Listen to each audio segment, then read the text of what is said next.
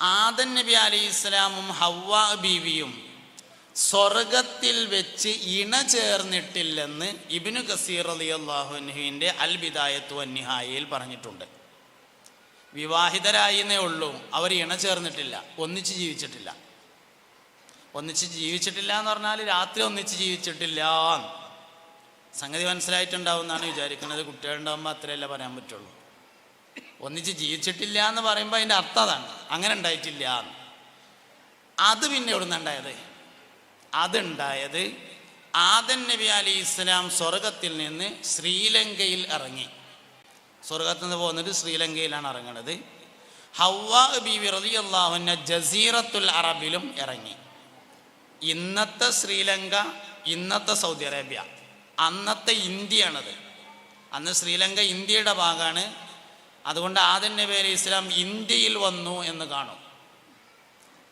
അങ്ങനെ ആദം നബി അലൈഹി ഇസ്ലാം ഹവ്വാ ബീവിയെ അന്വേഷിച്ചുകൊണ്ട് യാത്ര ചെയ്തു.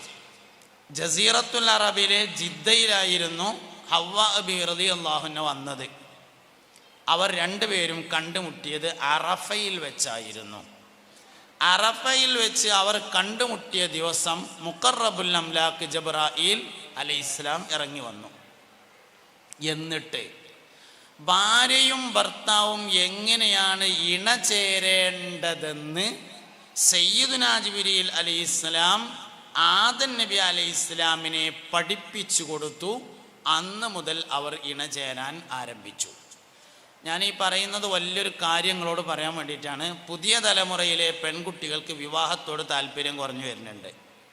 അതിൻ്റെ കാരണം ഇസ്ലാമിലെ വിവാഹവുമായി ബന്ധപ്പെട്ട കാഴ്ചപ്പാട് എന്താണ് എന്നറിയാതെ പോയതാണ് കാരണം. സോഷ്യോളജിയിലെ വിവാഹവുമായി ബന്ധപ്പെട്ട കാഴ്ചപ്പാടാണ് പഠിച്ചത്. അത് പഠിച്ചാൽ വിവാഹത്തോട് താല്പര്യം ഉണ്ടാവില്ല. ഇസ്ലാമിലെ വിവാഹവുമായി ബന്ധപ്പെട്ട കാഴ്ചപ്പാട് എന്താണെന്ന് പഠിച്ചാലേ താല്പര്യം ഉണ്ടാവുള്ളൂ. സോഷ്യോളജിയിലെ വിവാഹം എന്നത് ഭക്ഷണം കിട്ടാനും ജീവിക്കാനുമുള്ള അനിവാര്യതയാണ്. ഇസ്ലാമിലെ വിവാഹം അനിവാര്യതയല്ല. ജീവിക്കണേ കല്യാണം കഴിക്കണമെന്നൊന്നും ഇസ്ലാമിലില്ല. സ്വർഗം കിട്ടാൻ കല്യാണം കഴിക്കണമെന്നും ഇസ്ലാമിലില്ല. ഇസ്ലാമിലെ വിവാഹം എന്ന് പറയുന്നത് ഇബാദത്താണ്. ലോകത്ത് വന്ന 1,24,000 അമ്പിയാക്കളും ചെയ്ത ഇബാദത്താണ് വിവാഹം.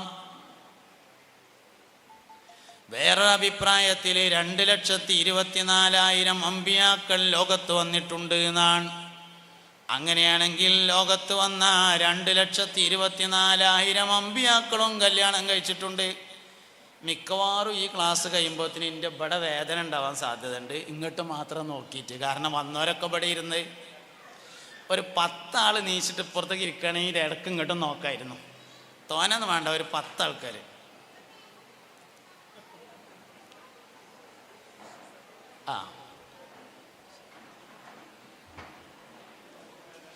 അപ്പം ഇങ്ങോട്ടും നോക്കാം, അതാണ് എൻ്റെ ഒരു സൗകര്യം. ഞാൻ കുറേ മൈക്കൊക്കെ ഇങ്ങോട്ട് തിരിച്ചു വെച്ച് നോക്കി, പക്ഷെ അതൊന്നും നടക്കണില്ല. മുഹമ്മദ് നബി സല്ലല്ലാഹു അലൈഹി വസല്ലം ഏതെങ്കിലും സദസ്സിൽ വന്നാൽ ആ സദസ്സിൽ ഏറ്റവും ശ്രദ്ധേയമായ സ്ഥലത്തിരിക്കലായിരുന്നു പതിവ് എന്ന് ബഹുമാനപ്പെട്ട ഇമാം തുർമുദി റളിയല്ലാഹു അൻഹു ശമാഇലിൽ ഉദ്ധരിച്ചിട്ടുണ്ട്. നമ്മളെവിടെയെങ്കിലും ചെന്നാൽ വാതിലിൻ്റെ മുക്കിൽ സ്ഥലം ഉണ്ടോയെന്നാണ് നോക്കുക. അവിടെ ഇല്ലെങ്കിൽ അതിൻ്റെ അപ്പുറത്ത്, അങ്ങനെയാണ് നമ്മൾ നോക്കുക. മുത്തുനബി ഏതെങ്കിലും സദസ്സിൽ ചെന്നാൽ ഏറ്റവും മുമ്പിൽ സ്ഥലം ഉണ്ടോയെന്നാണ് നോക്കുക, ഇല്ലെങ്കിൽ ബാക്കിൽ, അങ്ങനെ ഇരിക്കുള്ളൂ. നമ്മളും നബി തമ്മിലുള്ളൊരു വ്യത്യാസമാണത് കേട്ടോ. പല വ്യത്യാസമുണ്ട്. ഏറ്റവും പ്രധാനപ്പെട്ട ഒരു വ്യത്യാസമാണത്, നമ്മൾ അവസരക്കുറവിന് സ്ഥലം നോക്കും, നബി തങ്ങൾ അവസരത്തിന് സ്ഥലം നോക്കും. അങ്ങനെയാണ് ചെയ്തിരുന്നത്. അപ്പോൾ ഏതായാലും വിഷയത്തിലേക്ക് വരാം. അപ്പം 4 ആൾ ഇങ്ങോട്ടും ഇരുന്നുകൊണ്ട് നമുക്ക് ഇങ്ങോട്ടും കുറച്ചൊക്കെ നോക്കാൻ പറ്റി, അൽഹംദുലില്ലാ. അപ്പോൾ ഏതായാലും ഇവിടെ വേദന ഉണ്ടാവില്ല എന്ന് മനസ്സിലായി. അങ്ങനെ കേട്ടാൻ സാധിക്കും. അപ്പം ഞാൻ പറഞ്ഞുകൊണ്ടിരിക്കുന്നത് ശ്രദ്ധിക്കണേ, ഇസ്ലാമിലെ വിവാഹം ഇബാദത്താണ്. ഇസ്ലാമിൽ അതായത് വള വിറ്റിട്ട് ഉംറക്ക് പോകും. വള വിറ്റിട്ട് ഉംറക്ക് പോകുമല്ലോ. എന്താ കാരണം? ഉംറ ഇബാദത്താണ്. കല്യാണം കഴിക്കല്ലേ എന്ന് ചോദിച്ചാൽ പെൺകുട്ടികൾ വേണ്ടാന്ന് പറയും. എന്താ കാരണം? വിവാഹം ഇബാദത്തായി. മനസ്സിലായില്ല? അതാണ് കാരണം. അതാണ് ഇസ്ലാമിലെ വിവാഹം ഇബാദത്താണെന്ന് മനസ്സിലായില്ല എന്നുള്ളതാണ് പ്രശ്നം. പരിശുദ്ധമായ ദീനുൽ ഇസ്ലാം പറയുന്ന വിവാഹം എന്നത് നേരം പോക്കല്ല, തമാശയല്ല, നിലനിൽപ്പിന് വേണ്ടിയല്ല, വിഭവങ്ങൾക്ക് വേണ്ടിയല്ല, ഭക്ഷണത്തിന് വേണ്ടിയല്ല, സംരക്ഷണത്തിന് വേണ്ടിയല്ല. ഇസ്ലാമിലെ വിവാഹം ഇബാദത്താണ്. ആ ഇബാദത്ത് ആദ്യമായി ചെയ്തത് അബൂനാ അബുൽ ബശർ സയ്യിദുനാ ആദം അലൈഹിസ്സലാമാണ്. മുസ്തഫായ നബി സല്ലല്ലാഹു അലൈഹി വസല്ലമ തങ്ങൾ ഉൾപ്പെടെ എല്ലാ നബിമാരും കല്യാണം കഴിച്ചു. വിവാഹത്തിനൊരു താരീഖ് ഉണ്ട് എന്നാണ്, കല്യാണത്തിനൊരു കഥയുണ്ട്. കല്യാണത്തിന് കഥ ഉണ്ട് പറഞ്ഞാൽ നമ്മളെ കല്യാണത്തിന് 24 വയസ്സായിട്ട് മോനൊരു കല്യാണമാണല്ലോ എന്ന് വാപ്പ ആലോചിച്ചിട്ട് വളഞ്ഞ കൊടിയെടുത്തുങ്ങാണ്ട് അന്വേഷിച്ച് ഇറങ്ങിയത് മുതൽ അല്ല വിവാഹത്തിൻ്റെ ചരിത്രം ആരംഭിക്കുന്നത്. ഖുർആൻ പറഞ്ഞ ഏറ്റവും മനോഹരമായ വിവാഹത്തിൻ്റെ ചരിത്രം യൂസുഫ് നബി അലൈഹി ഇസ്ലാമിൻ്റെതും സുലൈഖ ബീവിയുടേതുമാണ്. നഹ്നു നഖുസ്സു അലൈക അഹ്സനൽ ഖസസ്, നബിയെ നിങ്ങൾക്ക് ഞാൻ മനോഹരമായ ഒരു കഥ പറഞ്ഞു തരാം എന്ന് പറഞ്ഞുകൊണ്ട് മഹാനായ യൂസുഫ് നബി അലൈഹി ഇസ്ലാമിൻ്റെയും സുലൈഖ ബീവിയുടെയും കഥ പരിശുദ്ധ ഖുർആൻ പറയുകയാണ്. യൂസുഫ് നബി അലൈഹി ഇസ്ലാമിനെ തൻ്റെ ജ്യേഷ്ഠന്മാർ കിണറ്റിൽ കൊണ്ടുപോയിട്ടാണ്. കിണറിൽ നിന്ന് മിസ്റിലേക്ക് പോകുന്ന കച്ചവടക്കാർ വെള്ളം കോരാൻ വേണ്ടി വള്ളി ഏച്ചുകെട്ടി ഉണ്ടാക്കിയ കയറ് കിണറിലേക്ക് ഇറക്കിയപ്പോൾ അതിൽ പിടിച്ച് യൂസുഫ് നബി കയറുകയാണ്. ആ കുട്ടിയെ കച്ചവടക്കാർ മിസ്റിലെ ചന്തയിൽ കൊണ്ടുപോയി അടിമയായി വിൽക്കുകയാണ്. കിണറ്റ് കൊണ്ടുപോയിട്ട ജ്യേഷ്ഠന്മാർക്കറിയില്ല യൂസുഫ് പുതിയാപ്പിളാകാൻ പോവുകയാണ് മിസ്ർക്ക് എന്ന്. സംഗതി മൂപ്പര് മിസ്ർക്ക് പെണ്ണിട്ടാൻ പോവുകയാണ്. കിണറ്റിന്ന് കയറ്റി കൊണ്ടുപോണ കച്ചവടക്കാർക്കറിയില്ല നമ്മളെ നാട്ടിലെ പുതിയാപ്പിളക്കുട്ടിനെ ഉള്ളപ്പോൾ റബ്ബേ ഈ കിണറ്റിന്ന് വള്ളിമ്മക്കൂടെ കയറ്റിയിട്ട് കൊണ്ടുപോണത് എന്നറിയില്ല. വിവാഹത്തിൻ്റെ പിന്നിലുള്ള താരീഖ് അറിയാതെ പോകുന്നു എന്നുള്ളതാണ്.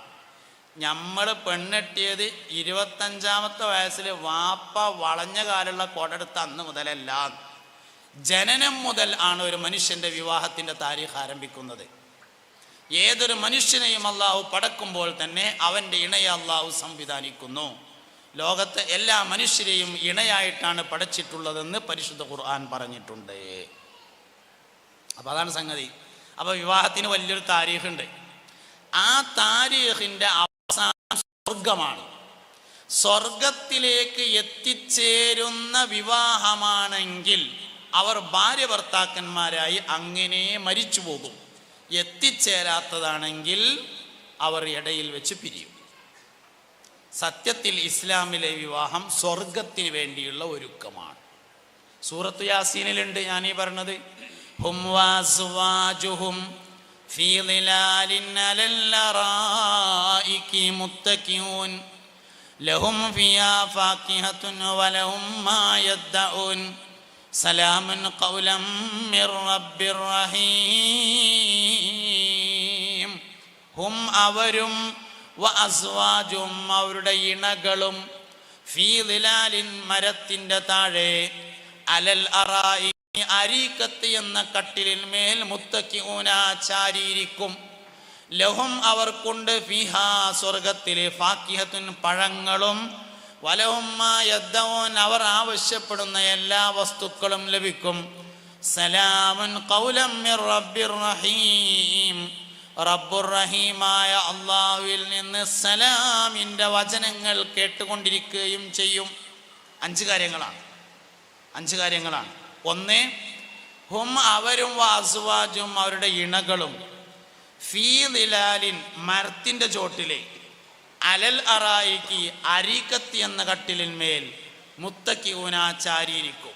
ലഹും അവർക്കുണ്ട് ഫിഹാദിൽ ഫാക്കിഹത്തുൻ പഴങ്ങൾ വലഹും മാ യദ്ദഊൻ പിന്നെ അവർ ആവശ്യപ്പെടുന്നത് സലാമുൻ ഖൗലം മിർ റബ്ബിർ റഹീം അള്ളാഹുവിൽ നിന്ന് സലാം എന്ന വർത്തമാനവും ഉണ്ട്. 5 കാര്യങ്ങളാണ് പറഞ്ഞത്. ഒന്ന്, ഹും അവരും വഅസ്വാജും അവരുടെ ഇണകളും. ഏതാ ഇണ? ദുന്യാവത്ത് അതേ ഇണ, ദുന്യാവത്ത് അതേ കുഞ്ഞാമിനി കുഞ്ഞുമെയ്തിക്കും തന്നെ. ദുന്യാവത്ത് അതേ ഭാര്യയും ഭർത്താവും അതന്നെയാണ് സ്വർഗത്തിൽ. ബേജാറാവേണ്ട ആവശ്യമൊന്നുമില്ല. പല്ല് ചെരിഞ്ഞതൊക്കെ അല്ലാഹു തആല നീർത്തിത്തരും, കറുത്തതൊക്കെ വെളുപ്പിച്ച് തരും, മീശ നരച്ചതൊക്കെ നേരാക്കി തരും. യാതൊരു ബേജാറും വേണ്ട. ഇന്നലെയും 33, ഇന്നും 33, നാളെയും 33, എന്നും 33. സ്വർഗത്തിൽ ആരും കറുത്തവരില്ല എന്ന് മുത്തുനബി സല്ലല്ലാഹു അലൈഹി വസല്ലം.